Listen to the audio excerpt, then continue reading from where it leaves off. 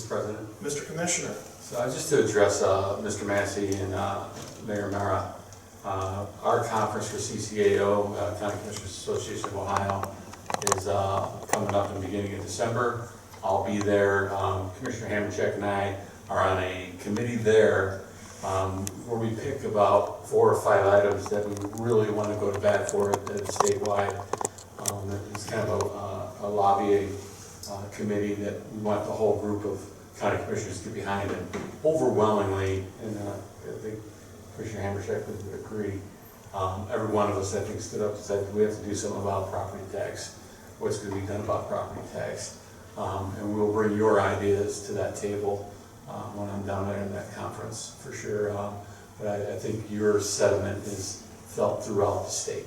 So hopefully that'll encourage our state leaders to really take a look at it.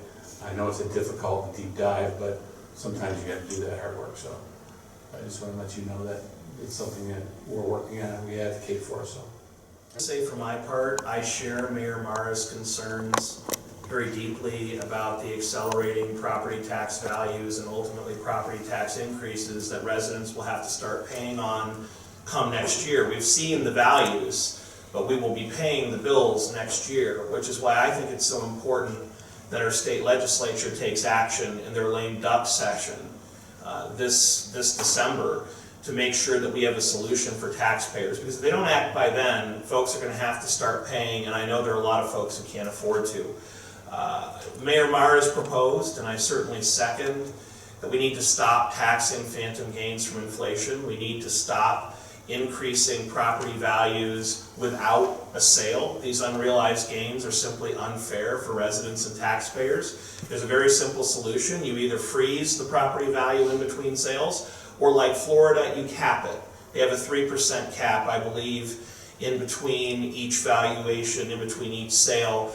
Well, it's not as good as a freeze. It's a lot better than having your value go up 40, 50, 30%. And so I think the legislature needs to look to Florida very carefully, consider a full freeze or at least a cap. And in addition to that, there are those of us who are even less capable of paying the bill. Those of us who are on fixed incomes, we know that we're not keeping up with inflation. We know that Social Security, we know that pensions are not keeping up with inflation. And for seniors on a fixed income, they literally are being taxed out of their homes, which is why I've personally proposed last year, and I've repeated it many times, a 100% property tax exemption for seniors. So I hope that the state legislature takes these ideas and moves forward swiftly, because folks are going to have to start coming up with the money very soon. And I hear from so many residents, they call me, they reach out saying, I don't know how I'm going to pay this bill. This might be my last property tax season because I won't be able to afford to be a homeowner after this. So I sincerely hope that happens. To CCAO, I will say, I did receive a call from the County Commissioners Association of Ohio. I suspect that most of my colleagues did too, asking me to lobby my state representatives and senators to ask for a pay raise.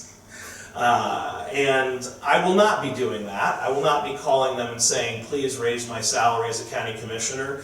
But I will continue to push them to freeze property tax values and to give an exemption for seniors. That's what really matters. We're not here to get a raise for ourselves. We're here to stand with our residents and make sure that there is reform on property taxes sooner rather than later. We joke about the fruitcake we get for Christmas. We want a real present. We want a real gift from the state legislature this year, which is to freeze property tax values for everyone and give seniors relief in the form of 100% exemption. I am not flattering myself to think they're going to take Mayor Marra's suggestions or mine unchanged. I know that there are many bills in the legislature that give modest benefits to taxpayers. Any of them would be better than nothing. I know that the taxpayer will take what the taxpayer can get, but I think the time for half measures is over. When inflation raised the value by 3% or 4% or 10%, people were annoyed. Now we are literally putting people out of their homes. So I hope sincerely that our state reps and senators listen. I'm hearing from countless people. I'm sure they are too. But folks have to start listening, and then they have to start taking action.